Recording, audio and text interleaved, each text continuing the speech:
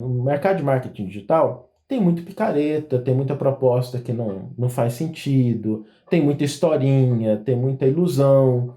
E a dificuldade era assim, ter algo que fosse consistente para você, olha, isso, um caminho existe mesmo, existe um passo a passo, sem ilusão, sem dizer que vai fazer milagre da noite para o dia, mas entendendo que tem um caminho seguro. E nessa conversa que a gente teve, para mim, fechou na minha cabeça isso, olha, é real, dá para fazer, tem uma regra, tem algo que você precisa seguir, mas não é um caminho que não foi trilhado antes. É um caminho que já foi trilhado, alguém já foi lá, já viu e voltou, e a gente dá para confiar no processo.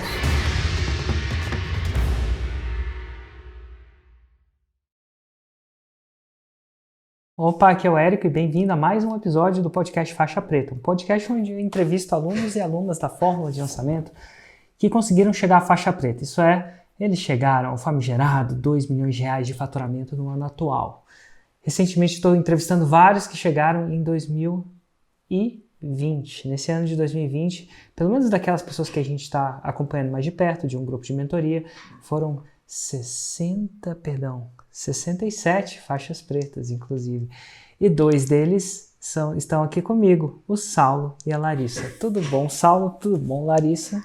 Tudo bem, Érico. Que alegria estar aqui com você, viu? Para a gente é um presente a gente poder conversar com você assim na live, conversar com as pessoas que estão nos ouvindo, que estão nos assistindo, sobre essa entrada no mundo da Matrix, né? Que é uma outra realidade, né? Realidade É paralela. uma outra realidade. Falando em Matrix, uma pergunta nada a ver para a gente começar. Quando vocês eram pequenos, qual era o seu desenho predileto? Qual que é o seu desenho animado predileto? Qual que era o seu, Saulo, e qual que era o seu, Larissa? Eu tinha dois, viu, Érico? Eu tinha um que era Caverna do Dragão, que eu confesso que eu matei algumas aulas da escola para poder assistir, e He-Man.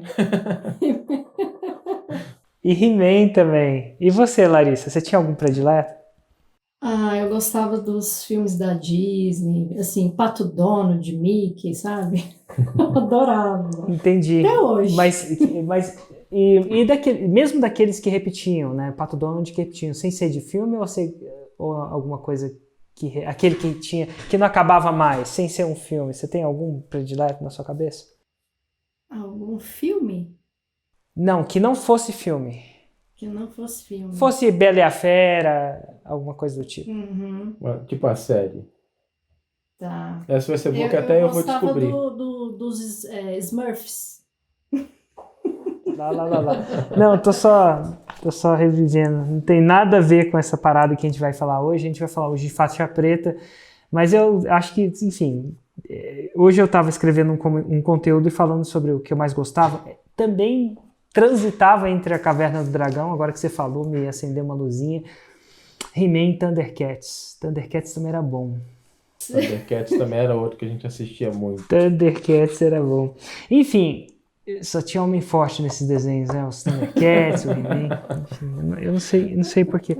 Mas enfim, nada de errado, não. Vamos lá. Saulo, bem-vindo ao podcast Faixa Preta. Meu Deus, uma das faixas pretas mais rápidas da história que eu conheço, né? Então, o que eu quero dizer com isso? Talvez eu não tenha conhecido uma pessoa que tenha feito faixa preta tão rápido assim. Então, eu não sei, do período onde você começou a estudar a fórmula de lançamento, a sua primeira faixa preta, que se não me engano foi no seu... A gente acabou por conversar, as pessoas vão entender por que sobre isso, né? Mas foi quanto tempo? Você já mediu para saber o quão foi entre agora eu estou estudando a fórmula de lançamento para agora eu fiz a faixa preta? Foi 1 ano e 3 meses. Foi mais longo que eu imaginei. Eu tinha a impressão, e eu confesso para todo mundo foi aqui... maio. Foi 1 ano e 3 meses. Foi maio de 2019, que a gente começou a estudar a fórmula.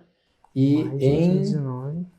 foi um lançamento de 1.300, 400, foi em julho de 2020. Assim, o período... Julho de 2020. Engraçado que na minha cabeça o tempo tinha andado muito mais rápido, acredite ou não. E por que eu estou falando isso? Algumas pessoas sabem, outras pessoas não, mas a Larissa, ela é prima da minha esposa, Juliana. Então, é prima de primeiro grau, se não me engano. Vocês são prima primeira, certo, Larissa? Certo. E vocês têm mais ou menos a mesma idade, então vocês tiveram muito contato na infância de vocês, eu imagino. Bastante. A Juliana ela era minha prima irmã. A gente... Prima irmã. Daquelas assim que dormia na casa uma da outra, todo final de semana, ia pro clube, ficava juntas. E sempre tem aquela prima, né, que a gente às vezes tem mais afinidade, né? A Ju era ela. Porque na casa dos Meirelles, que é a família da minha esposa, e é meio que a família sua, a sua família Barbário dos Meirelles, então tem outra facção aí entrando no que deve ser. Mas tem uns... a última vez que eu contei, deviam ter 1.500 primos. Porque, exagerando, é claro. Eu acho que tem muita gente naquela família. Meu Deus do céu. Eu ainda não visitei todas as tias. Eu lembro que quando ela me levava para Goiânia, ela me levava para visitar a tia. E assim, namorado faz o que a namorada fala, né? Você vai fazer o quê? Ah, vamos visitar minha tia e falar que não? Não, aquela tia não.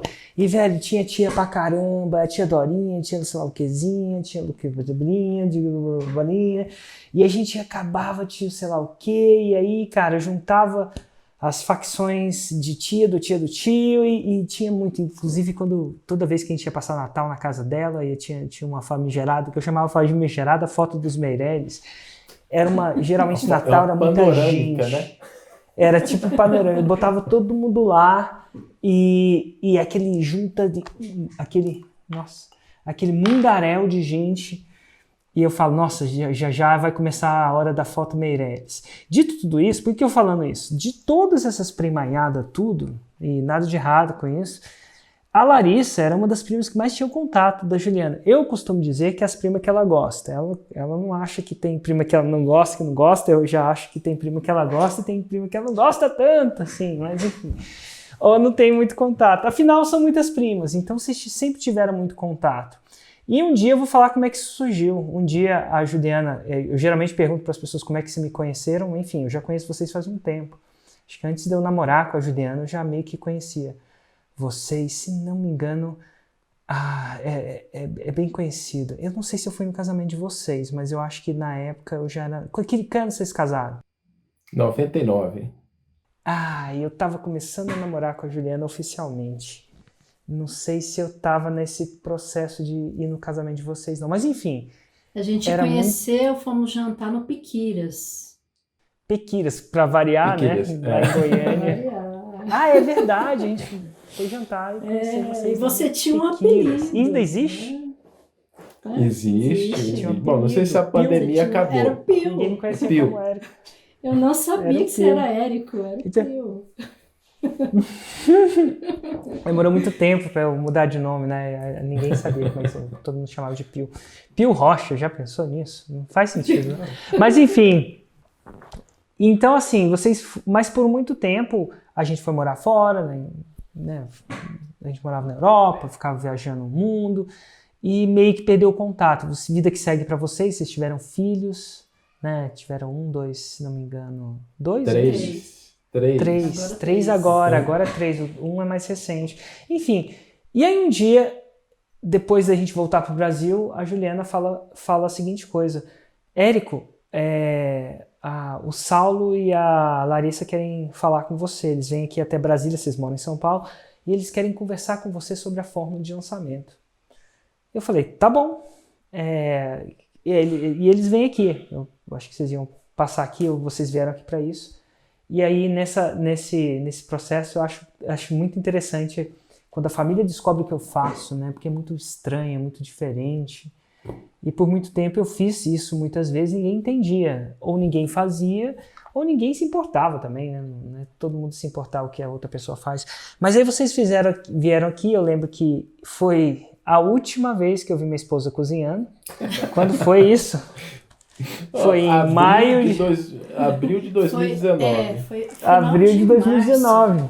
Para quem não sabe, o manual do Meirelles eu tenho muita gente nessa família, você tem que visitar todos os primos e, cozinha não está incluída no pacote. Você tem que saber isso antes de casar. Não sei se você já sabia antes de casar, não sei se a Larissa é uma exceção da regra, mas enfim, eu já sabia antes de casar, estava no contrato lá. Ela é fiel à tradição familiar.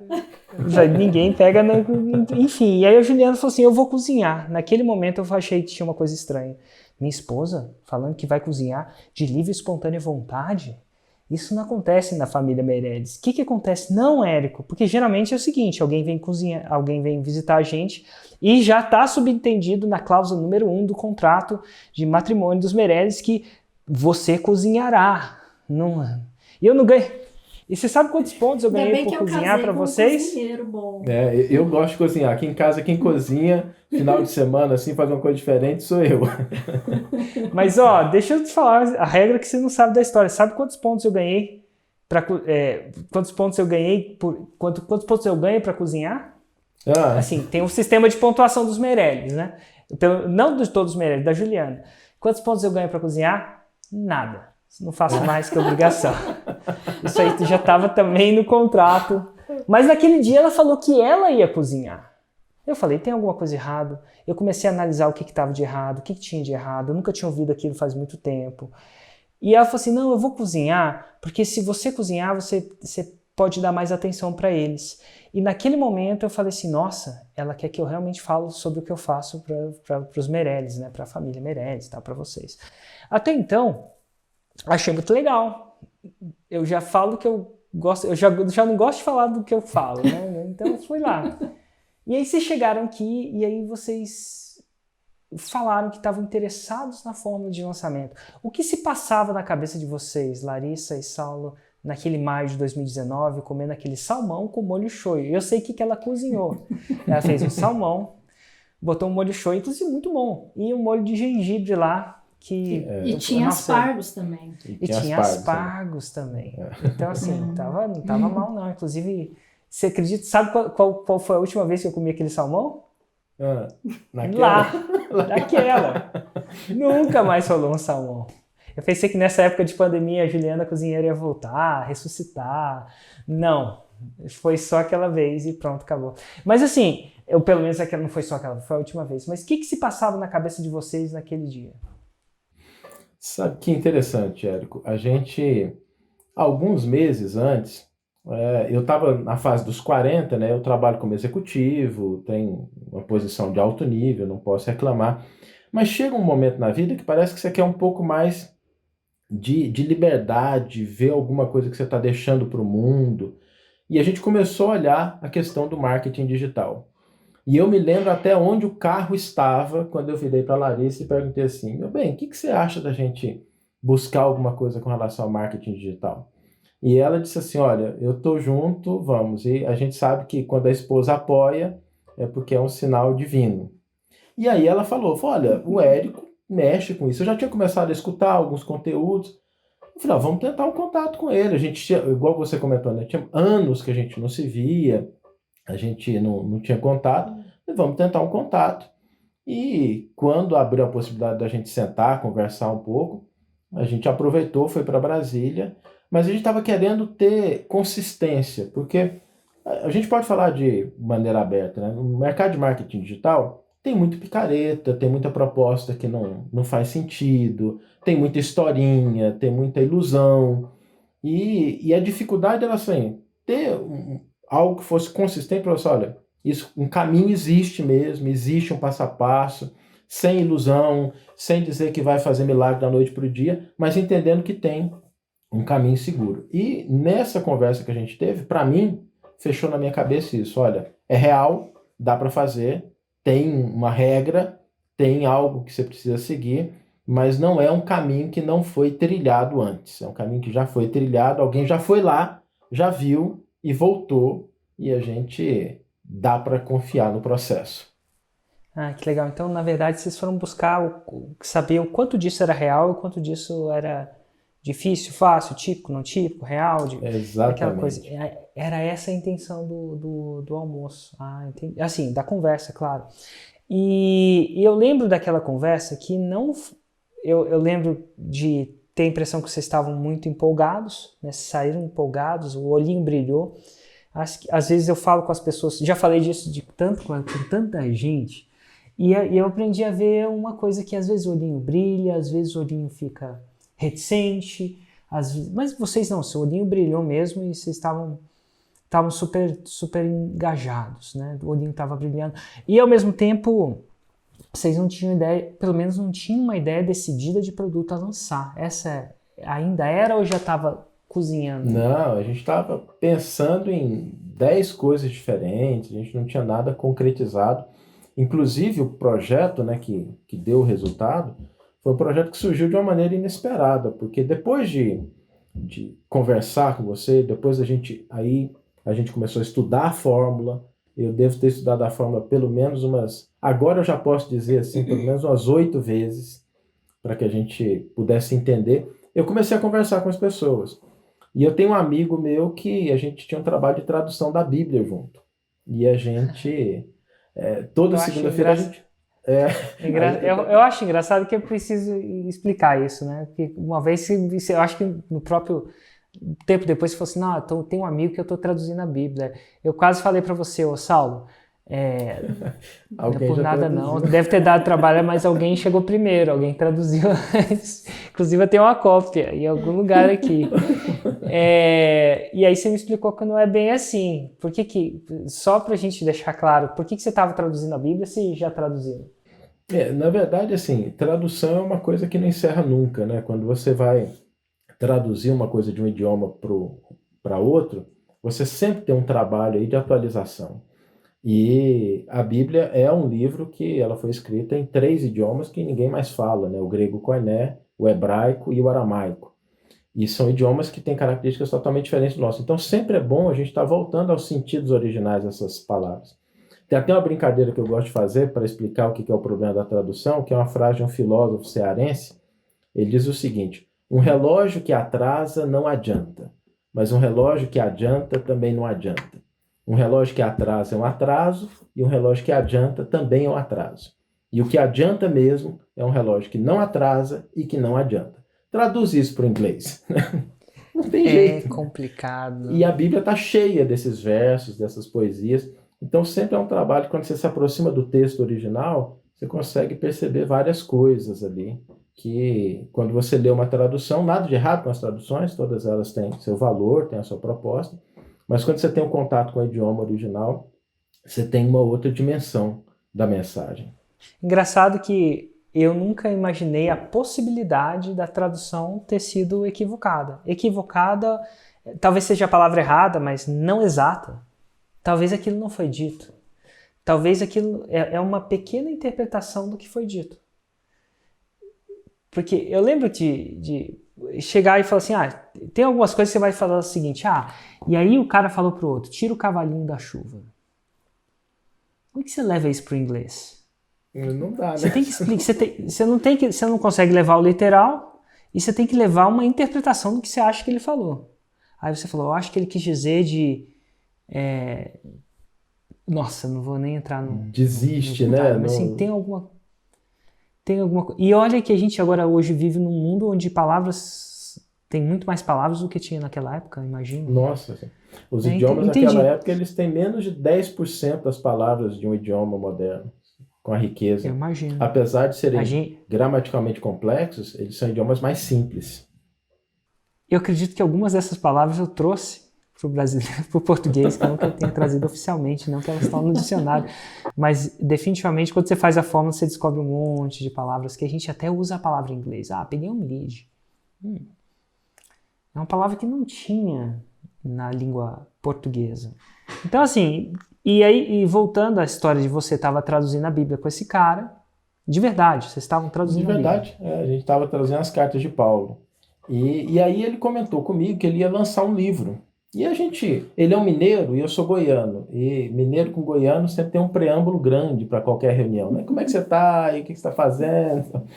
E aí ele comentou comigo sobre o livro, eu comentei do marketing digital, eu falei, olha, vamos fazer um teste, vamos aplicar o que a gente tem aí de teoria, de técnica para isso. E aí começou o projeto. E aí foi... E você já tinha estudado, nesse exato momento, ponto temporal, você já tinha começado a estudar a fórmula de lançamento em si? Tinha. E eu acho que isso é interessante, porque as pessoas sempre, não sempre a palavra errada, mas elas sempre, nossa, falei sempre de novo, mas não é incomum que as pessoas esperem que o Érico dê o produto abençoado, que o Érico chegue lá e fale, uau, vai vir agora, esse aqui vai lá que tá certo. E eu sempre falo, ou esperem ter o produto para fazer a fórmula. Eu sempre achei que é mais ou menos o que vocês viveram. Pô, esse negócio faz sentido, esse negócio tem potencial, me alinha com os meus valores, né? Os valores prestados, tem negócios que é difícil de você executar. Por exemplo, eu nunca seria um bom serviço de funeral. Eu me sinto bem, talvez. Eu sei que outras pessoas não se influenciam, mas não é uma energia para mim. Então, assim, valores, energia, tudo isso inclui. Então, pô, será que eu consigo fazer isso? Será que vale a pena? Será que tem escala? E aí você estudou a fórmula e começou a abrir a mente. Dessa mente, coisas que não eram visíveis antes ou não eram óbvias, sempre foi visível talvez, começaram a ficar mais óbvias. Por exemplo, eu estava traduzindo a Bíblia com esse cara, as cartas de Paulo, se não me engano, né? Você falou. Cartas de Paulo. Uhum. Inclusive, Paulo, o segundo Granville, eu sou um pouco estudioso disso, mas muitos dos meus amigos são estudiosos e bem... Inclusive vocês. Mas o Granville fala uma palavra de Paulo que ele às vezes falam de... agora, Paulo é o cara que se fez louco, como louco me fiz? Para que com a minha loucura consiga salvar alguns. Exato, como louco me fiz, como para minha loucura fez. Você deve ter traduzido isso. Mas enfim, você estava traduzindo essas paradas do Paulo aí, e aí surgiu a palavra... esse cara da tradução tinha um livro a ser lançado que não era a tradução, é isso? Tinha um livro a ser lançado. É um livro que era de desenvolvimento pessoal. Tem? Deixa eu pegar aqui. Mostra aí. Vou mostrar para ele. Ele tá no outro escritório. Eu subi umas cópias ali. Mas eu vou pegar depois para mostrar. Tem 2 escritórios, olha isso. Olha. Vou lá pegar. Vai lá. Não, porque aqui tem o dela e tem o meu, né? Então... não, excelente. Mas é o livro chamado A Bússola e o Leme. E a gente fez uma campanha baseada nessa estrutura, sabe? E o resultado foi muito positivo. A gente percebeu quantas pessoas se engajaram. E aí fechou pra gente que realmente o caminho era esse. O que esse livro falava? Esse livro ele trata de como você pode orientar a sua vida a partir de 2 aspectos, né? Que é uma metáfora. É uma metáfora da vida como uma odisseia, que voltando ao grego antigo, lá o Odisseu, que é o grande herói da Odisseia, a volta dele para Ítaca, a casa natal, e como isso pode ser utilizado como uma metáfora para que a gente possa levar a nossa vida até o ponto que a gente quer chegar. E aí tem 2 elementos importantes, uma bússola, que te mostra a direção, e um leme, que vai te ajudando a navegar nos caminhos da vida, e que vai aproveitando as correntezas, vai te livrando dos obstáculos. A Larissa trouxe aqui, é esse aqui, ó. A Bússola e o Leme. Ele é uma narrativa ou ele é um livro expositivo? Ele tem uma tese, ele é um livro mais aprendizado direto, tipo um livro, ou ele é um livro contando uma história, uma parábola que te ensina alguma coisa? Ele tem as 2 coisas. Ele, ao mesmo tempo que ele tem uma metáfora que serve de base, mas ele tem um conhecimento mais propositivo, para que a gente possa entender a dinâmica da psique humana, a dinâmica dos nossos propósitos, dos nossos valores, dos nossos potenciais. É um conteúdo muito interessante, viu? E aí, ele já estava impresso? Não, estava em vias de ser impresso. Já estava fechado, já estava diagramado, tinha alguns ajustes pequenos, mas estava já em vias de ser impresso. E ele sempre foi vendido impresso ou ele é online também?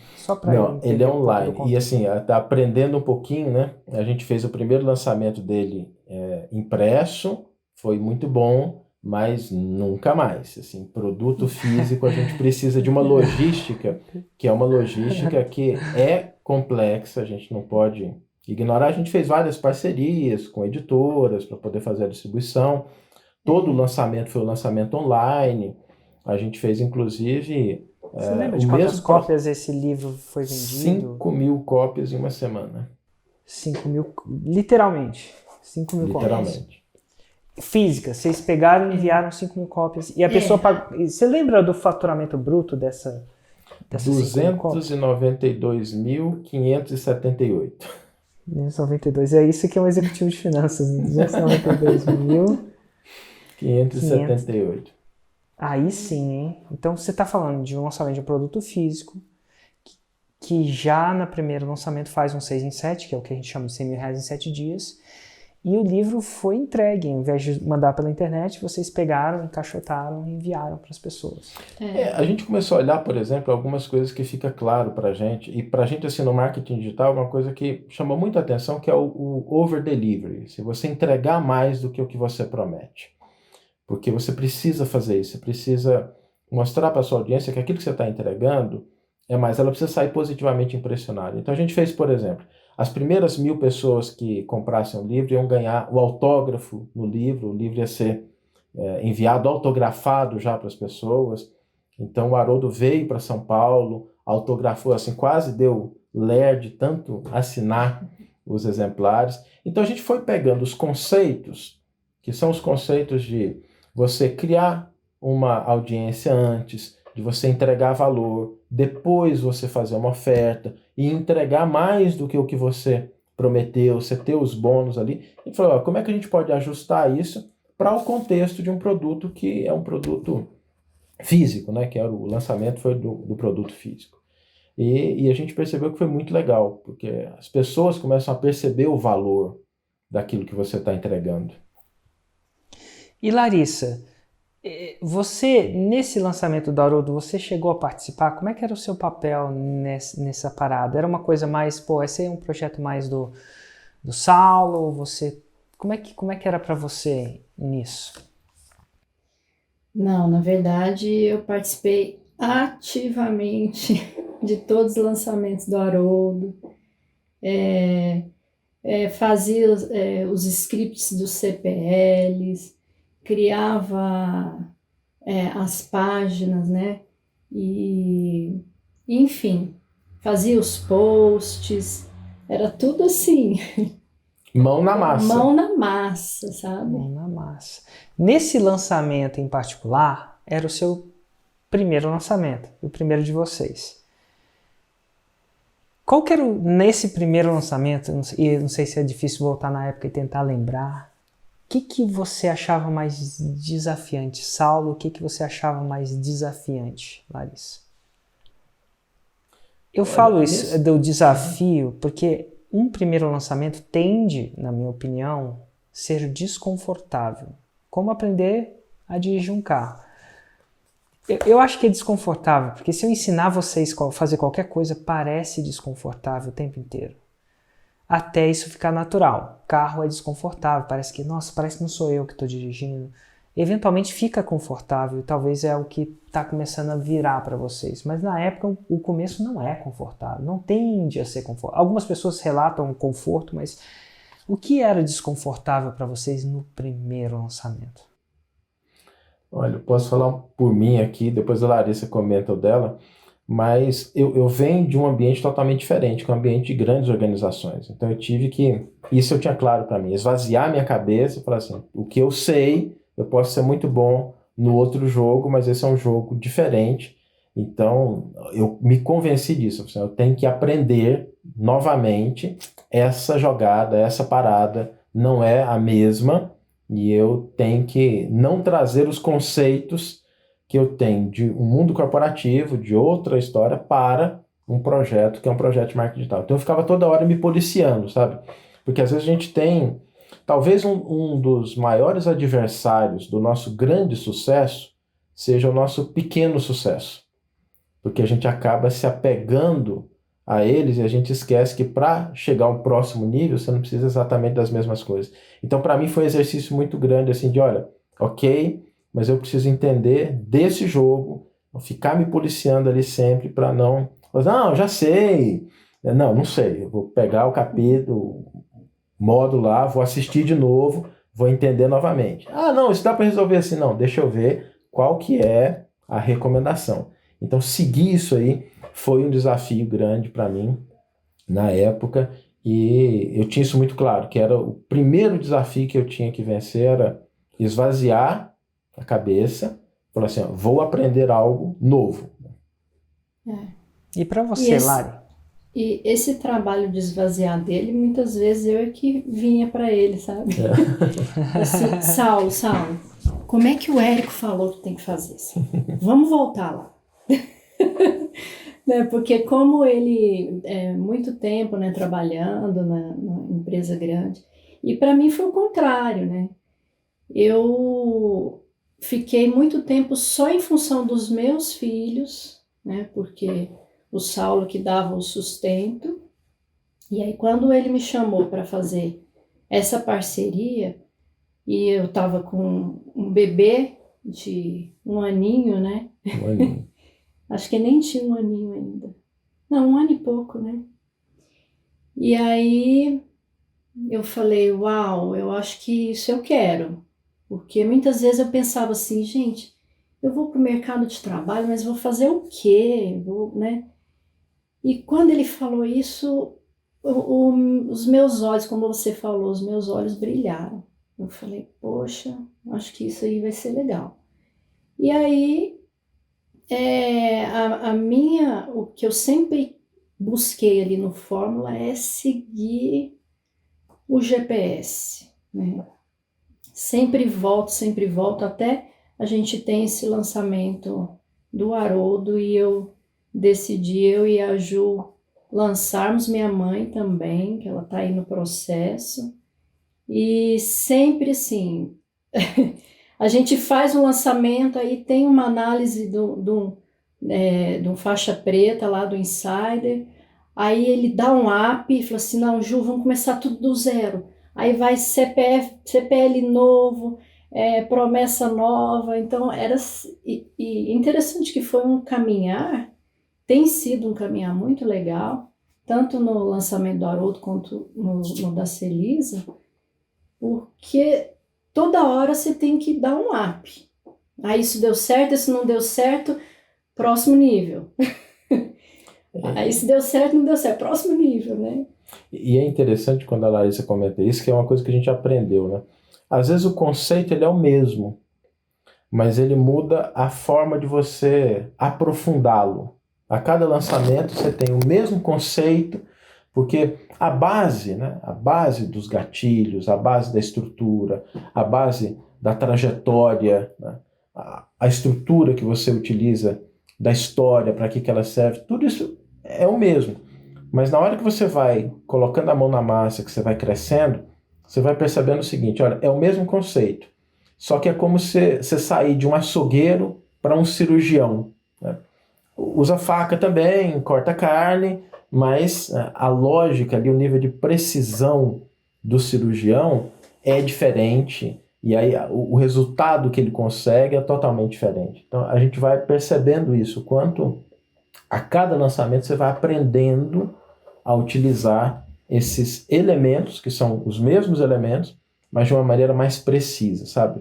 Talvez, assim, a diferença de alguém que mexe com faca e um sushiman, que você vai no restaurante japonês, ele consegue cortar com aquela precisão ali, você vai adquirindo essa habilidade.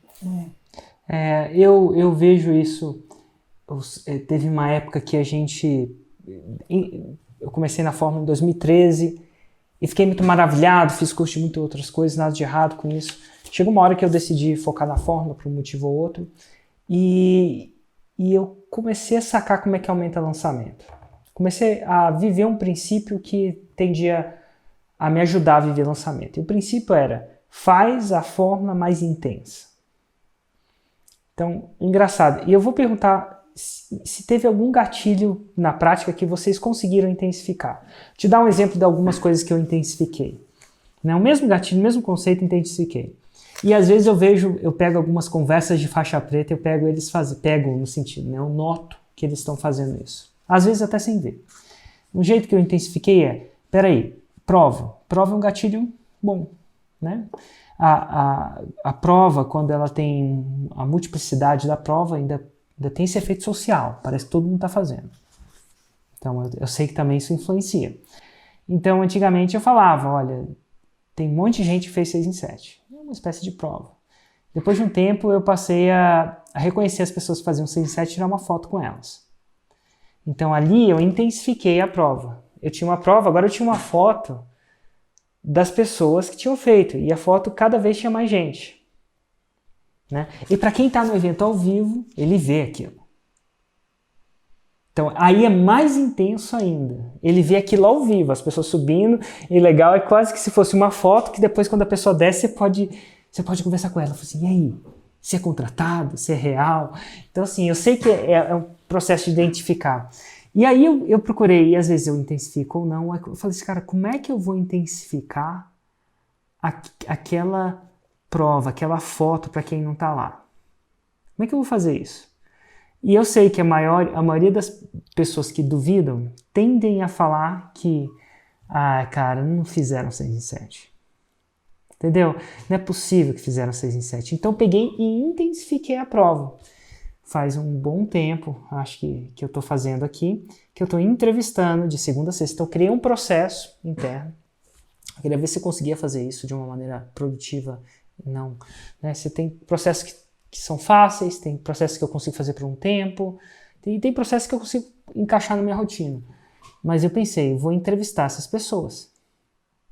Porque é um outro tipo de prova. Agora eu estou aqui ao vivo com você, as pessoas sabem que é o Saulo, sabem que é a Larissa, tem o seu Instagram, se elas forem um pouquinho espertas, elas conseguem checar um monte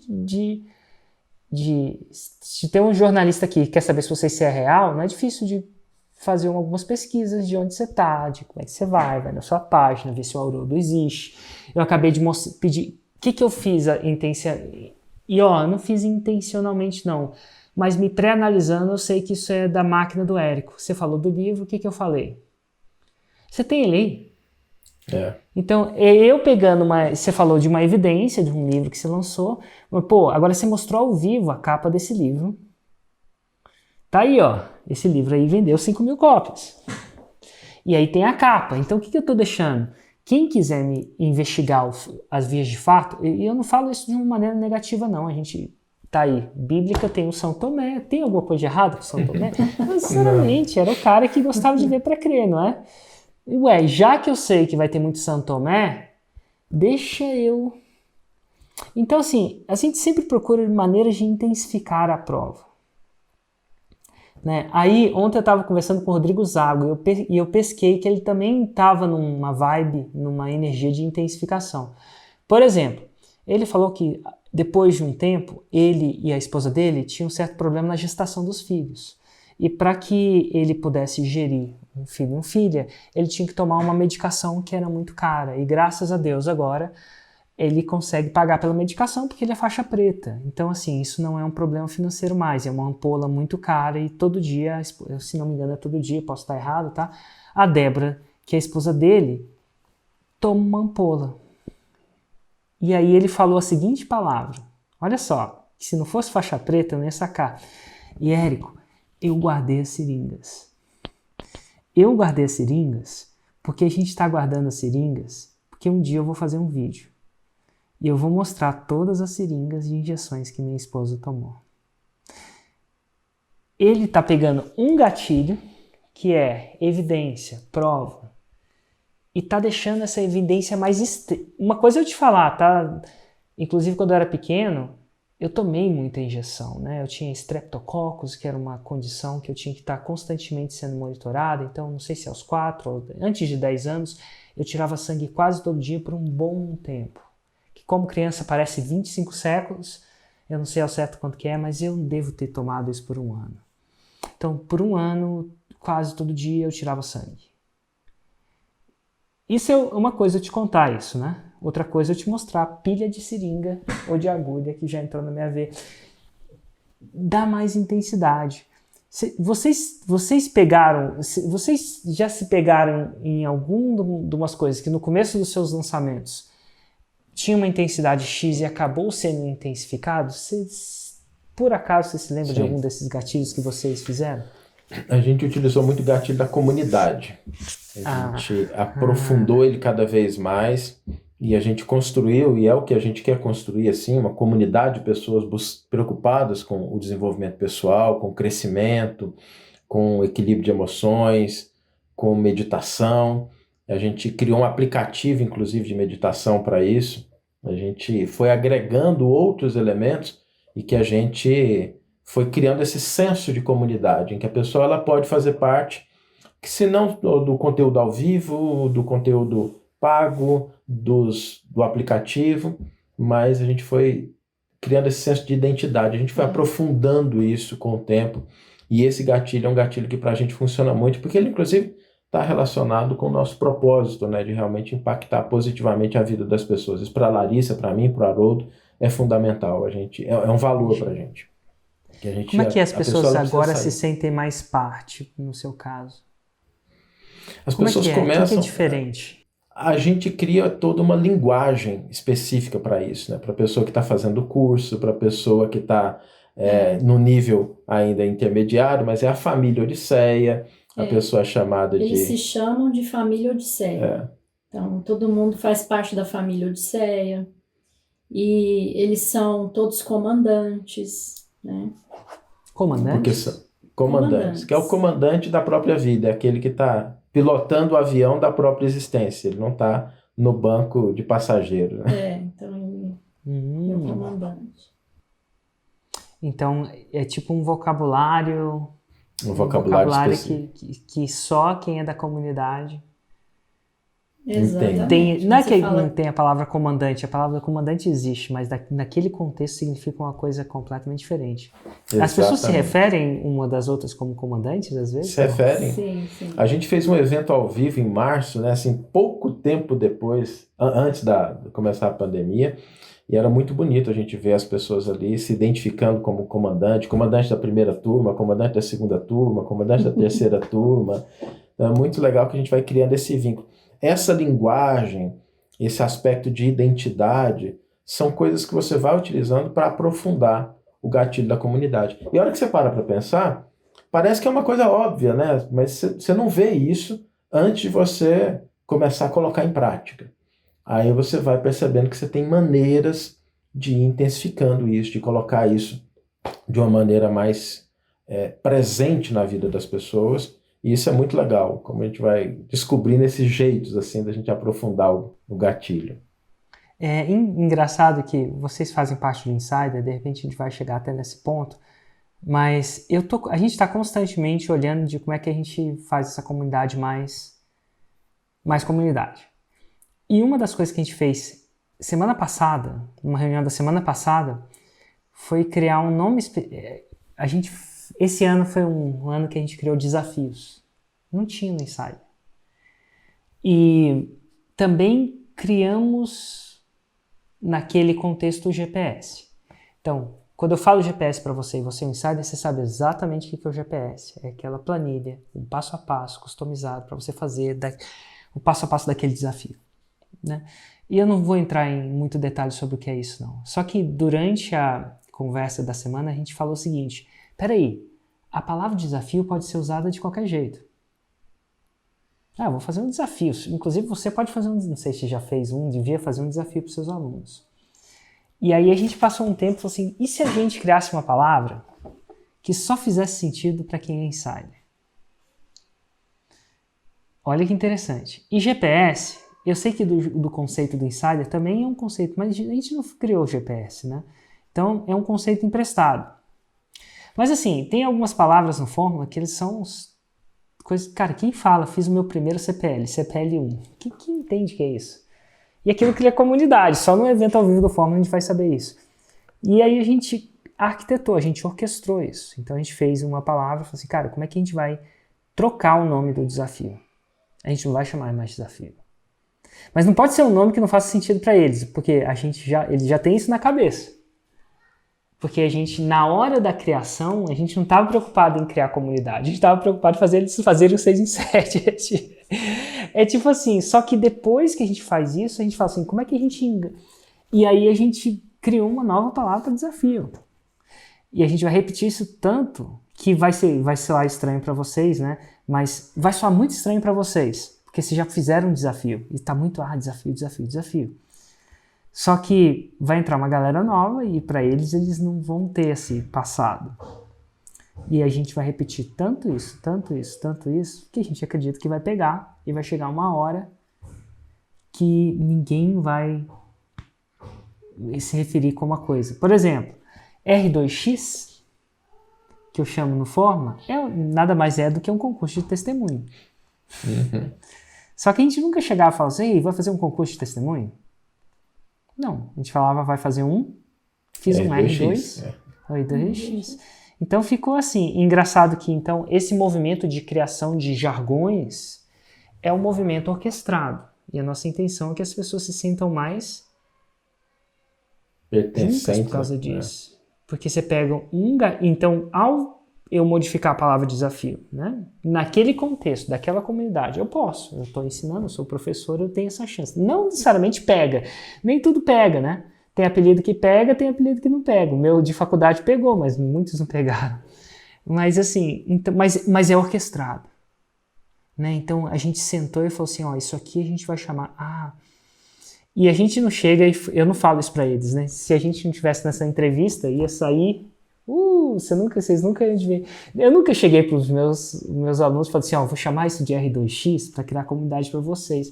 Eu não preciso falar isso. Eu falo assim, essa é uma técnica que eu chamo de R2X, é por isso que eu chamo de R2X e pum, tá batizado. Se você entrar na live do Haroldo e começar a escutar sobre macaquinhos, não se assuste.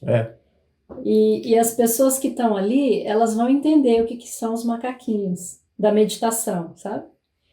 E virou tão assim que nós estamos criando uns desenhos dos macaquinhos, enfim. Vamos criar um e-commerce também, porque outra coisa que é muito legal quando você chega no nível da faixa preta é de que você vai vendo outros horizontes, né? Então, para agregar, para criar o senso de comunidade, a gente está criando os personagens que representam a memória, que representam o ego, e aí cada um macaquinho, que o macaquinho ele tem 3 níveis, ele tem um nível mais fraquinho, tem um nível normal e tem um nível que ele é um gorila ali, que ao invés de ajudar, ele atrapalha. E a gente vai criando essa linguagem própria. Isso é uma coisa que vai refinando com o tempo, né? Que a gente vai aprendendo a utilizar isso para criar esse senso de identidade, de pertencimento. Toda cultura tem isso, né? Isso não é uma coisa que a gente inventou. Orquestre ou não. Vai rolar, naturalmente. Eu não sei, o que você estudou, Saulo? Eu sou formado em administração, mas tenho uma paixão por física e por história. Eu tenho uma paixão por física e por desenvolvimento humano, então... Total. Mas, se você parar para pensar, os engenheiros, os médicos, os dentistas, os administradores têm seus jargões. Os administradores vão por... Cadê o DR? Chama DR. A gente até brinca, né? No bottom line da DRE, qual que é o valor do índice de liquidez? Quem não participa parece grego, né? Então, e eu não sei se foi intencional, mas quando você... a diferença do açougueiro do cirurgião, ele vai ali com precisão, porque ele é um cirurgião, não é um açougueiro. Então, intencionalmente, vai acontecer. Talvez não com a intensidade, com a precisão, né? Então, aí que vem o faixa preta e fala assim, agora que eu entendi como é que eu torno isso mais intenso? E aí a gente pega cada um dos gatilhos mentais e procura, como é que eu torno isso mais intenso? Né? Por exemplo, como é que eu vou falar de algumas coisas que são intencionais e orquestradas? Segunda-feira, na verdade não segunda, que segunda foi feriado. Terça-feira, a gente teve uma reunião. E no FL ao vivo, ele é arquitetado. É uma arquitetura de uma coisa super mais complexa. É a única coisa que é mais complexa que o lançamento. Bem mais complexo. E olha que eu já fiz 2013, 14, 15, 16, 17, 18, 19 e vou fazer 20. E ele vai ser virtual, mas ele é complexo. É muito complexo. E você estava lá, talvez você não... Tem algumas coisas que você pesca, talvez não. Mas uma das coisas da complexidade daquele evento, que eu talvez nunca tenha falado, é que no dia número 1, sabe qual que é o objetivo do dia número 1? Você que estava no evento, o que você acha que é, arquitetadamente, qual o objetivo do dia número 1? E pode falar abertamente. A impressão eu quero que eu saber tive... se acerta o que é. Porque tem uma arquitetura muito forte. Então, o que a gente A quer impressão que eu tive, mas eu posso estar errado porque eu participei de um, né? Mas no primeiro dia, o que você percebe é que existe uma oportunidade, existe um mundo, existe uma realidade que você, a hora que começa a enxergar, talvez você fala assim, poxa, mas será que é tudo isso? Mas você começa a ter contato com um mundo diferente, ver uma oportunidade de descongelar alguns conceitos. Para mim ele funcionou assim, sabe? Descongelar conceitos e enxergar assim, tem um horizonte diferente. Então tá bom. Você acertou algumas coisas. Mas tem um background que não foi falado, não foi notado. No dia número 1, a gente só vai... Construção da base, né? A importância de construir a base do fórmula, né? Você fazer o que precisa ser feito, né? O básico do fórmula. É isso que eu saquei, assim, um pouquinho do primeiro dia. Total. Tem isso também em termos de conteúdo. Mas tem um ponto ainda mais forte que nunca é falado e poucas pessoas sacam, porque ele entra tão desapercebido que ele entra. E é o seguinte, a gente senta e fala assim, como é que a gente vai sentir essas pessoas, fazer com que as pessoas se sintam parte de uma tribo? E elas já são tribo, porque elas já eram alunos do Fórmula. Mas como a gente intensifica o gatilho da comunidade com ela? E você sabe por que isso? Porque você quer sentir parte de uma tribo muito grande. Eu chego e falo coisas do tipo, vocês estão numa bolha. Não sei se a narrativa é sempre assim. Lá, eu menciono coisas como o mundo lá fora e o mundo aqui dentro. E eu tô constantemente em background mencionando tribo. E é arquitetado, é orquestrado. Como é que a gente faz eles sentir mais tribo? Mais pertencentes? Eu quero que eles sintam no primeiro dia, e a gente faz brainstorming. Esse é o princípio, né? Como é que a gente faz eles sentir mais tribo? Por exemplo, agora nesse FL de dia 4, o que vai acontecer?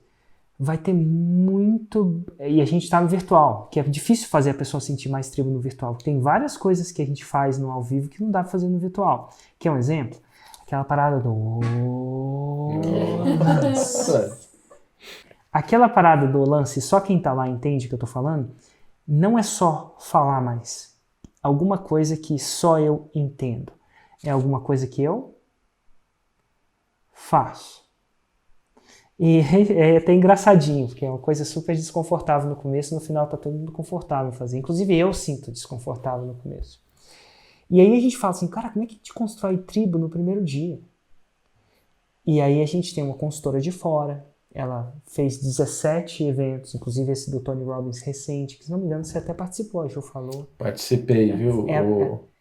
Impressionante, né? E como você falou, deixa de ser uma coisa... deixa de ser uma coisa aleatória para ser uma coisa milimetricamente pensada. A gente vai desenvolvendo esse olhar. Assim. E parece que é natural às vezes. Mas enfim. Então, por exemplo, ela falou assim, Érico, agora no virtual, no mundo virtual, ela tava gerenciando esse evento que você participou do Tony. Né? Entre outras pessoas, o design é dela, então eu não sei se você recebeu alguma coisa em casa, porque você estava fora do Brasil, mas ela fez o design de exatamente aquilo que você recebeu. Chegou aqui no Brasil, chegou um dia antes do evento, chegou uma prancheta, que é aquilo que você quebra no final do dia, que é uma coisa engraçada, assim, porque pode parecer, para quem está de fora, pode soar até como ridículo, mas você vê as pessoas assim numa energia, porque vai criando... Aquilo tem sentido dentro do contexto que você está vivendo. E tem um sentido muito forte. E tem só para aquela tribo. Só para aquela tribo. A impressão que eu tenho é que o vínculo no virtual, de certa maneira, ficou mais forte. Porque você olha nos olhos da pessoa que está falando. Então, por mais que sim, às vezes não é o Tony que está falando, ele conversando com uma pessoa, aquela pessoa tá olhando ali, você entra dentro da casa dela, né? Isso é uma coisa interessante, porque a gente pensa que o evento virtual, ele é menos intenso do que o evento ao vivo, em alguns aspectos ele é mesmo, você perde algumas coisas, Mas tem outro que é o seguinte, não tem cadeira ruim em evento virtual. Não tem o último lugar, entendeu? Você sempre está ali, você está vendo a pessoa, você tá próximo como todo mundo está próximo. E isso faz uma diferença muito grande. Muito. E assim, por mais que a gente explique, ninguém que não tenha participado daquele tipo, que as pessoas comparam, né? Como é que é a nossa realidade? A gente tenta comparar com uma realidade que a gente conhece. Então, a pessoa está comparando o evento virtual da forma de lançamento com a Masterclass, com essa live aqui, onde ela está passivamente escutando.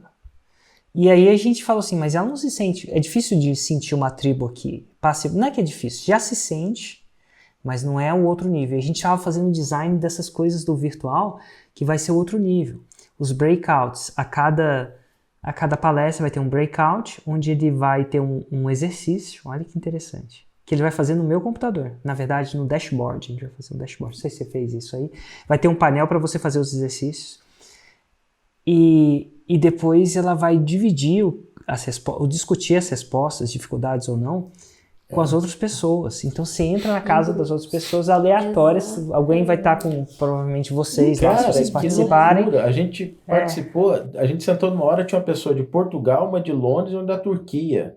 Aí depois a gente foi para outra, e o virtual... Não, da África do Sul. Um outro da Austrália. Enfim, nós conversamos com gente do mundo inteiro num evento assim, olhando, sabe? Foi muito rico. Você tem um outro nível de interação que, por incrível que pareça, isso que a Larissa comentou é importante. A gente sente mais pertencimento e o caminhar, e tem coisa que é mais produtiva, por exemplo. Quando você está no evento ao vivo, já viu aquele desconforto assim? Arruma alguém para fazer uma atividade, aí você olha pro lado assim, não tem ninguém que você conhece. Ninguém tá olhando pra você. E aí, todo mundo já virou pro outro lado. Assim. No virtual não tem isso, porque automaticamente você é direcionado para aquele grupo, então você chega ali, aquelas pessoas estão ali, elas não se conhecem, o nível de interação é mais intenso. E você já parou para pensar que vocês fazem os exercícios, né, que vão ter exercícios, e a gente digita no painel, que na verdade é um website com lugar para você digitar os seus exercícios. No final, você até ganha um relatório com seus exercícios e tal. Mas você já parou para pensar que você como orquestrador, né, você como o cara que está lá na frente, você sabe exatamente a resposta de todo mundo ao mesmo tempo? Uau! Então é como se eu pudesse olhar, fazer uma análise de tudo que foi escrito nos cadernos de todo mundo e tivesse essa informação aqui na minha mão. Olha que louco! Isso é muito bom. Se eu pergunto qual é a maior dificuldade que eles enfrentam agora, eu tenho uma resposta imediata, coisa que eu nunca tive. Mas num contexto, eu quero que você olhe agora um dever de casa para você no primeiro dia do evento ao vivo, fala assim, tenta ver fora do conteúdo, fora o que está acontecendo no background, que você acredita que o Érico está construindo simplesmente tribo. Então, eu te falei de uma das coisas, um dos exemplos, para a gente vai fomentar muito esse relacionamento. Esse é mais óbvio, mas tem umas coisas que não são tão óbvias na minha narrativa, né, no tópico, e, enfim, do movimento, é quase que um movimento. Então a gente insere um movimento lá, e o movimento é o chega de desculpas. Insere eu vou chamar de mantra, uma ideia, uma tese, e é uma tese central. E tudo revolve essa tese central. É uma tese, é uma ideia. E é tão forte essa ideia que não é incomum, ano passado teve, ano retrasado teve, que as pessoas tatuam, às vezes, essa ideia no braço. Porque elas não querem... A tatuagem é uma maneira de lembrar o tempo inteiro. Outras pessoas colocam uma pulseirinha e tal. Você já parou para pensar que colocar uma pulseirinha cria comunidade também? Você cria um elo em comum. Então, assim, eu saí completamente da tangente, não tá falando nada da jornada de vocês de 6 em 7, mas a gente está falando de você pega um gatilho e intensifica. Isso é uma coisa bem faixa preta. O mesmo gatilho, comunidade, o mesmo gatilho, evidência, o mesmo gatilho, prova social, o mesmo gatilho, reciprocidade. Olha só, a gente pegou um gatilho que vai acontecer no evento ao vivo, antes, quem comprar, no meu caso, cut date, né, até 13 de dezembro a gente consegue entregar para todo mundo, depois disso só Deus sabe. Basicamente, a gente está no sistema de correio, não é tão eficiente quanto a gente gostaria. Mas o que vai acontecer? A gente vai entregar uma caixa surpresa na casa das pessoas. É que não é tão surpresa porque eu falei agora, mas nem todo mundo que está lá sabe, então... Mas vai rolar, porque aqui a gente está num ambiente mais didático. Então, o que eu estou fazendo aqui? Intensificando. Ninguém, ele não comprou aquela caixa. Ele acha que ele vai receber um login assim. Você sabe uma outra coisa que é muito legal que a gente vai fazer? Cada pessoa no evento, antes de entrar no evento, vai ser recepcionado por um ser humano em vídeo. Tipo eu aqui, antes de entrar no evento, você entra no login sem, você vai para uma sala, vai para uma recepção. E não sei se aconteceu isso com vocês lá, mas vai ser, oi, tudo bom? Como é que você chama? Aí você vai falar, Saulo, Larissa, ó, vai ser assim, assim, assado, espero que vocês estejam muito bem. Ela vai falar ao vivo com você. Deixa eu te ajudar com uma parte tecnológica. Você sabe ligar a sua câmera? Ah, não tá ligado, liga aí. É importante que as câmeras estejam ligadas, né? Eu sei que é privado, mas se você puder deixar ligado. Ah, você sabe mutar o seu microfone? Não sabe? Ah, você vai ter isso. Você já preparou a sua comida para os 3 dias? Porque vai ser insano. Vai ser insano. Então, o que você vai precisar? De água, snacks saudáveis. Você não quer engordar só por causa do evento. Pode querer engordar. Mas não por causa do evento. Eu, por exemplo, vou pro Natal querendo engordar mesmo. Não tem nada de errado com isso.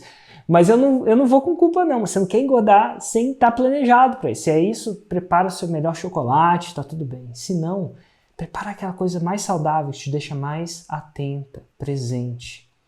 E os seus filhos? Você já deixou com alguém? E eu sei que você acha que vai terminar no horário, mas a verdade é que o Érico tem muita coisa para ser passada.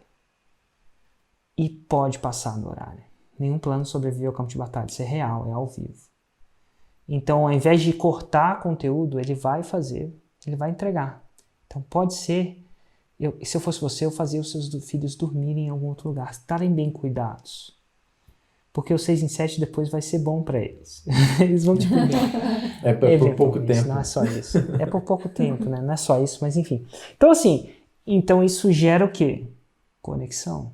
Então, no evento ao vivo, você é recepcionado individualmente, né, por uma pessoa. E você foi também com o evento do Tony? Estou te ouvindo falar aqui, é interessante como, assim, os movimentos de alto nível, né, eles são na mesma direção. Uma pessoa recepcionou, testou, receita de salgadinho, água. Então, tudo isso está ali colocado de uma maneira muito interessante. Muito interessante. Inclusive, o Tony não recomenda cafeína, né? Ele não é fã da cafeína. Não é fã de cafeína, nem de carne vermelha, nem salgadinho com sal demais, nem doce demais. Porque tem toda uma pegada ali de você começar com a fisiologia, né? De você buscar mudar o seu mindset, mas começa com aquilo que é mais óbvio, que é o corpo. Ótimo. Mas deixa eu só fechar esse parênteses de intensificação de gatilho e vamos entrar no lançamento. Um pouco só para a gente entender. Daquele lançamento de 292 mil do Haroldo, você foi para um lançamento interno. E aí, como é que foi esse lançamento interno? O lançamento interno foi impressionante, porque aí a gente desenhou muito o curso, a gente teve um tempo aí até novembro, e aí foi um 7 em 1. Primeiro lançamento interno. E aí é massa. 7 em 1. Isso significa um faturamento de mais de R$1 milhão em? Um dia. Um dia. E aí a gente abriu a cabeça e falou assim, olha, nós vamos intensificar na comunidade, vamos reinvestir o recurso, vamos desenvolver um aplicativo, vamos montar um evento ao vivo. E a gente começou essa jornada, Érico, porque a gente está aí a cada momento, sabe, especificando, desenvolvendo algo de maneira mais profunda, fazendo aquilo que a gente sabe que funciona de uma maneira mais eficaz. E esse ano...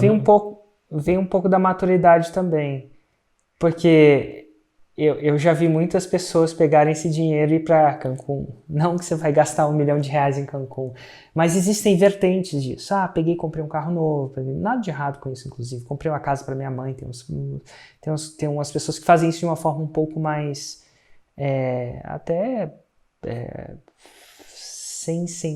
não egocêntrica, altruísta.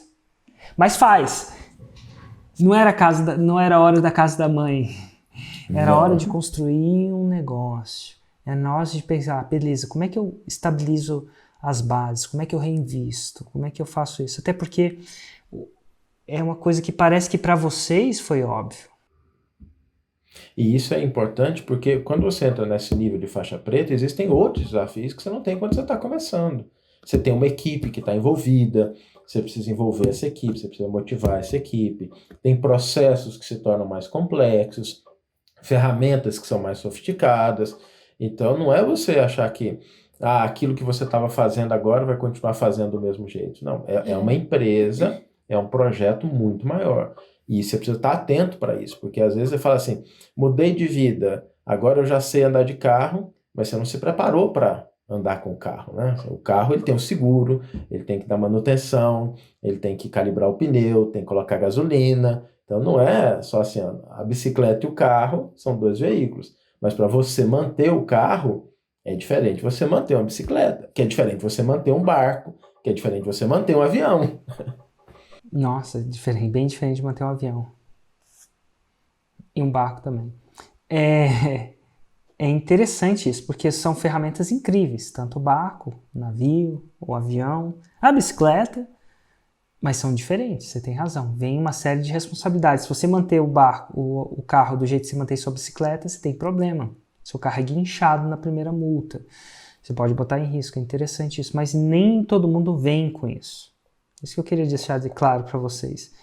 E eu converso, eu lembro do cara que fez 1 milhão, e eu falei, e aí, o que você fez depois de 1 milhão? Eu falei assim, cara, comprei um videogame.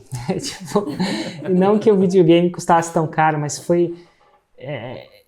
poucas pessoas têm, reinvestir em um aplicativo, fiz e acontecia, aquela coisa toda. É interessante desse seu negócio, desse seu mentalidade um pouco mais empresarial. Dito tudo isso, quando vai ser o seu próximo lançamento e que produto será? Nós vamos começar a Semana da Serenidade, dia 16 de novembro. A Semana da Serenidade, ela que fez o 771. Foi isso que fez o 771, a gente vai começar esse evento, que é um evento que ele tem o objetivo de levar as pessoas a alcançar serenidade, e serenidade é uma equação. Ela é o resultado de autoconhecimento, equilíbrio emocional e meditação. E aí nessa semana a gente vai ensinar as pessoas esses 3 elementos da serenidade, e depois da Semana da Serenidade, dia 23, a gente vai abrir as inscrições aí para o curso Autoconhecimento e Meditação, que esse último do ano vai ter um módulo novo de meditação. A gente vai inserir um módulo específico para ensinar as pessoas a meditarem. A gente acredita muito nessa ferramenta, como sendo uma ferramenta que leva as pessoas a terem mais equilíbrio, a se conhecer melhor, a se colocar diante dos desafios da vida de uma maneira mais eficiente. Então a gente vai inserir um módulo específico no curso sobre meditação, além do aplicativo que a gente tem também de meditação, que é o aplicativo Serenidade. Vocês meditam? Todos os dias. E você, Larissa? Medito também. E como é que é para você meditar? 5 horas da manhã. Olha, eu acordo às 5, porque o meu filho acorda às 6h30. Então, se eu acordo às 6h30, eu não consigo fazer algumas coisas, né?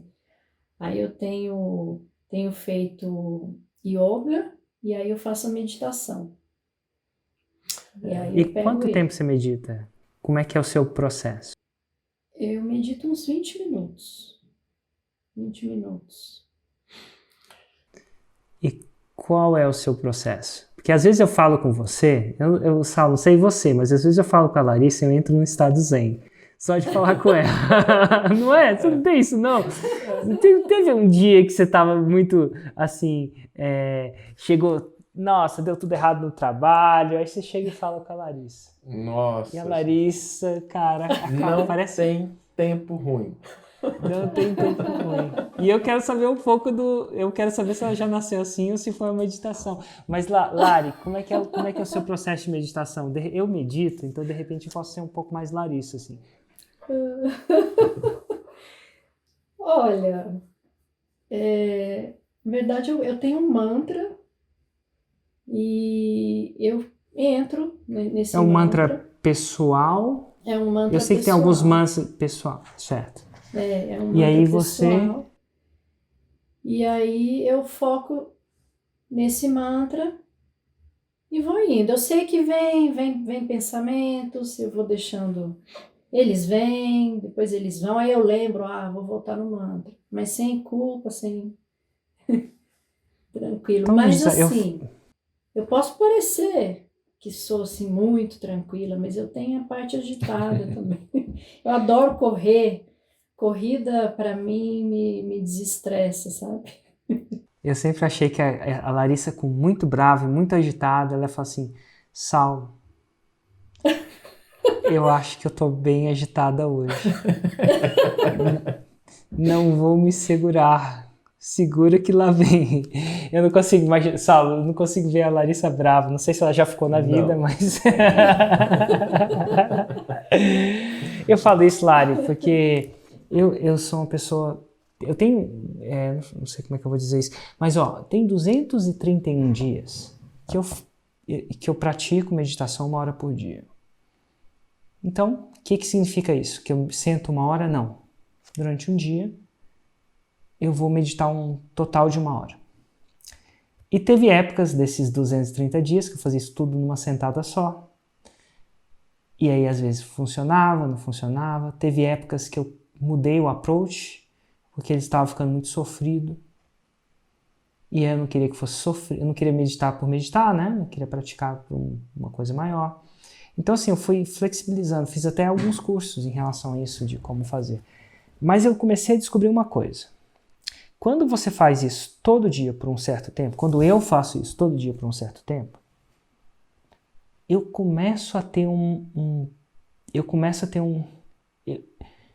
me conhecer melhor o padrão de agitação da minha mente. Uhum. Passa a ser um termômetro para mim. Então, se tá tudo bem, eu dormi bem, a Juliana não brigou comigo hoje, eu não briguei com ela, não falei nada que não devia ter falado, as leads estão fluindo, o lançamento está acontecendo, A gente entende. a equipe está feliz, tudo isso, a vida está normal. Lari e Saulo, eu sou capaz de sentar e ficar 1 hora. E para muita gente isso é muito, para muita gente isso é pouco. Mas isso não é difícil para mim. Inclusive eu saio de lá, sabe quando o relógio bate e você fala assim, ainda podia ficar mais 1. Então assim, parece que você tá, é tipo, não é, você não fez um 6 em 7, 100.001. Você fez, sei lá, uns 200 mil, ganhou com folga. Contudo, o que acontece é o seguinte, quando eu sento e tá difícil, quando eu falo assim, às vezes 5 minutos é o capeta, perdão a palavra, é difícil. Às vezes 3 minutos pode, dependendo do meu estado mental, é muito difícil. Só que, com o tempo, eu não sabia que eu estava naquele estado. Mas a meditação passou a ser um termômetro de falar, cara, minha vida deve estar difícil, eu tenho que fazer alguma coisa, resolver o problema das leads, ou pedir desculpa para a Juliana, ou sei lá, alguma coisa. Porque, ou dormir, vamos fazer alguma coisa. Então passou a ser esse termômetro. Então eu imagino que todo dia a Larissa deve sentar e tá tudo zen. E ser um passeio no parque.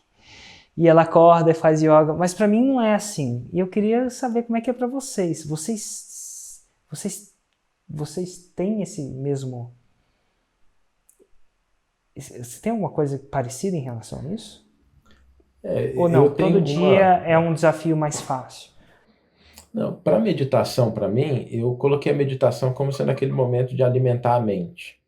Então, eu acordo cedo também, e eu tenho uma rotina que é uma rotina meio diferente, porque eu acordo cedo, primeira coisa que eu faço é cuidar da minha mente, cuidar do meu estado emocional. Então, a meditação para mim é o alimento inicial. Aí depois eu faço o exercício, e eu tenho todo dia, 7h35 da manhã, eu faço uma reflexão sobre o Evangelho, sobre o Novo Testamento, sobre Jesus. Para mim é muito importante, tá? Não tem nada a ver com o trabalho profissional, é um trabalho que eu faço da área social.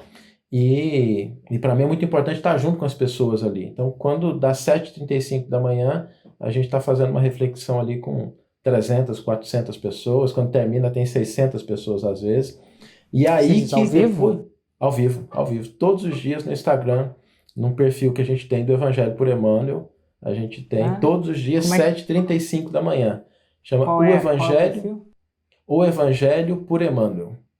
Todos os dias. Isso não é um lançamento, por acaso? Não. Isso assim, é lógico que a gente acostuma. Faz, né? Mas é uma forma de retribuir, uma forma de eu estar compartilhando com as pessoas alguma coisa positiva, boa. E tem uma coleção também Eu tenho, já que está mostrando ali, eu tenho uma coleção que a gente fez, mas isso assim, não tem nenhum resultado financeiro, todos os direitos autorais foram doados, mas é uma coleção de 7 livros que a gente organizou, e aí eu tiro uma reflexão disso aqui e faço com o pessoal um montinho de livros.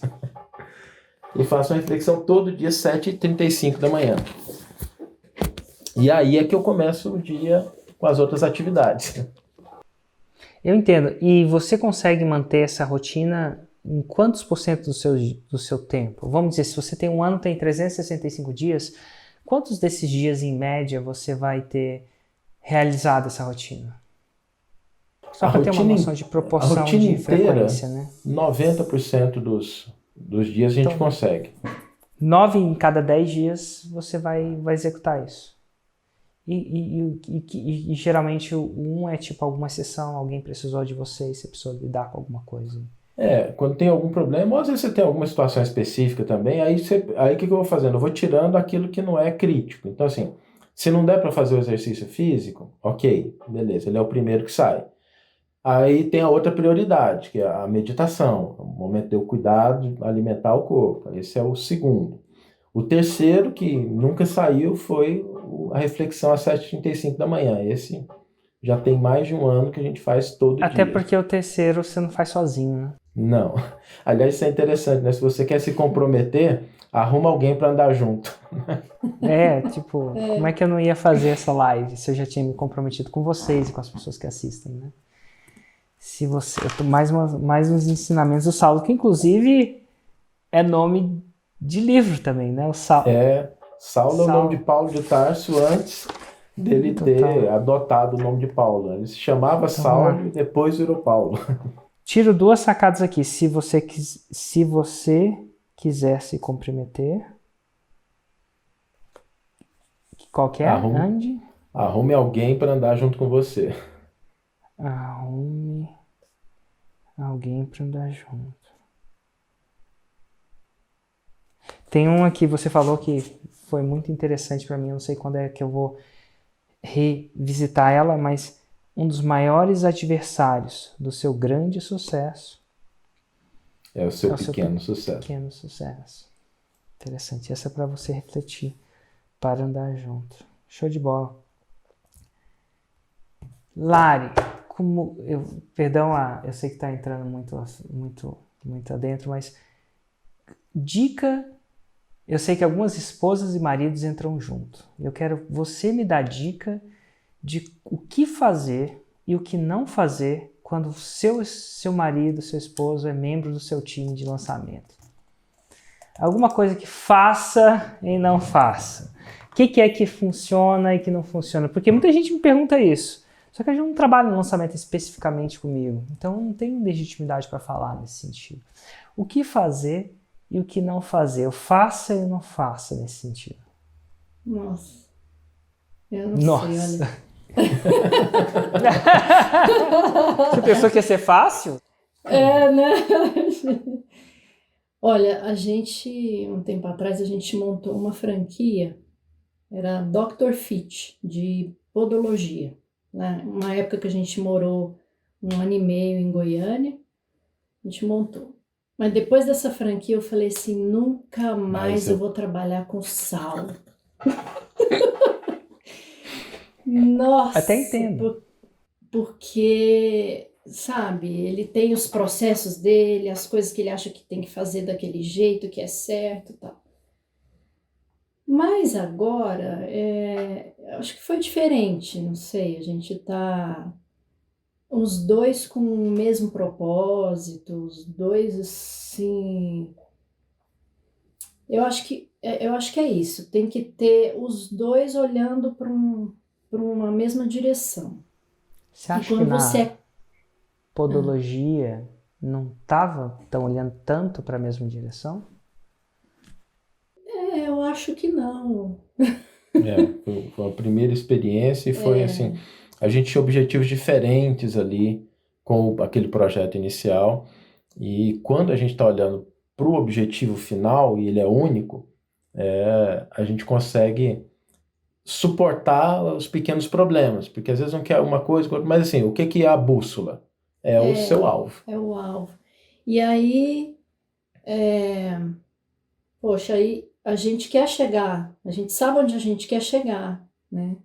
Então, as pequenas coisinhas do dia a dia, a gente vai contornando, porque a gente sabe que, poxa, a gente fez um 7-1, né? Então, a gente falou assim, depois que você faz, que você fala, é possível, a gente entra de corpo, assim, no processo, a gente quer saber como fazer para melhorar. E eu imagino que quando você entrou em 2013, fazer lançamento era de um jeito, hoje já é outro, né? Então, se a gente não acompanha, ainda mais com esse ritmo, né? Se a gente não acompanha isso, a gente fica para trás, né? Então, acho que o importante é os dois estarem focando, olhando para a mesma direção. E perdoando as pequenas coisas, as pequenas falhas do dia a dia, né? Porque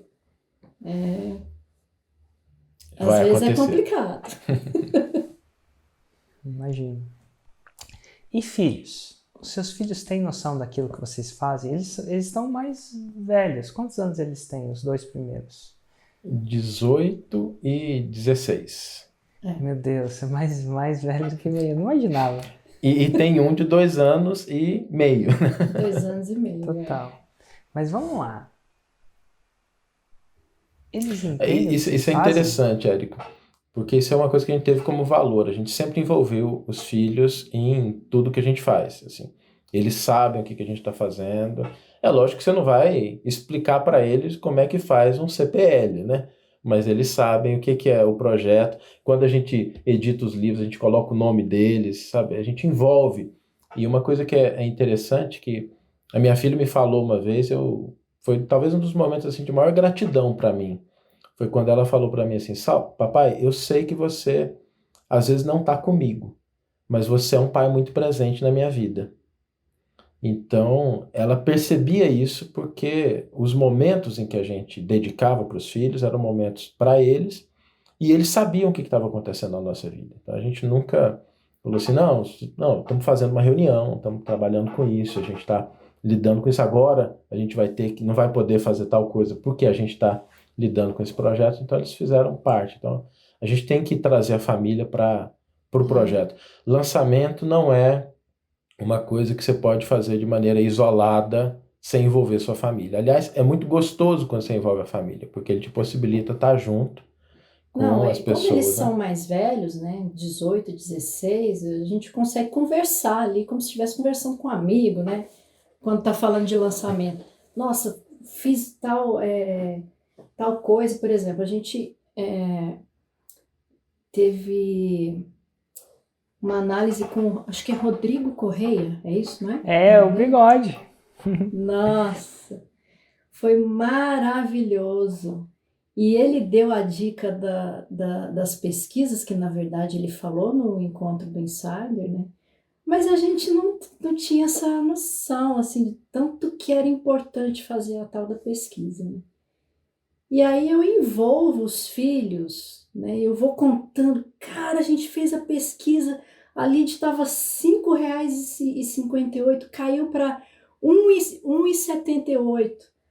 Aí eles, nossa, mãe, Falei, pois é, porque a gente vai ajustando, vai conhecendo mais o avatar e tal. Até aprendeu, o João aprendeu a editar vídeo. Falei, João, pelo amor de Deus, me ajuda a editar vídeo. E ele gosta, sabe, de mexer com tecnologia, de jogar e tal. Aprendeu assim, ó, num piscar sabe? Ele é o nosso plano B aqui, quando assim, estourou um cronograma, não dá tempo, tem que botar um criativo no ar. Assim, vem cá que a gente precisa da ajuda. Tá na hora de dar lucro esse menino. Tá de voltar os anos de investimento em educação e a paciência. Teve um dia que eu virei e falei assim, João, o Érico tá começando a captar lead vai lá, nas páginas dele, eu quero saber o script que ele tá fazendo nas páginas. Aí ele, ai mãe, vou ter que assistir tudo, vai ter que assistir tudo, coloca lá pra mim, porque eu não vou conseguir fazer. Aí, aí ele foi lá anotando pra gente, ele tá falando isso e tal, aí a gente vai adaptando, né? Eu acho que os caras que sabem mais fórmula não são nem eu, é quem edita os meus vídeos todo dia. Já pensou ter que editar tudo isso e reescutar isso? Na hora que terminou, ele falou assim, eu não aguento mais ouvir o Érico falar, mãe.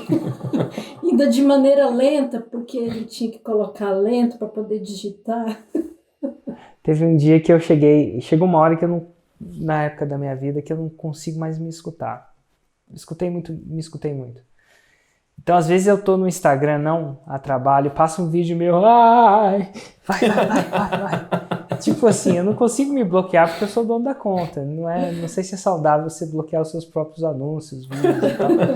Eu não consigo fazer isso, mas aí um dia eu falei isso na empresa, aí um editor de vídeo falou assim, Érico, e eu? Você tá falando aí que tem um negócio engraçado, porque eu assisti o Fórmula várias vezes, né? E eu assisti o Fórmula na velocidade 2, né? Nossa. Até porque, mentalmente, você fixa melhor, porque você tem menos distração, porque o cérebro tá focado naquilo, né?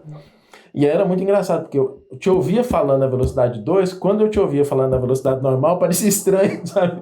Você fala, vai, Érico, vai! Termina de falar logo. Nossa, imagina quando você ia falar com a Larissa aí, acabou. Ai, Larissa.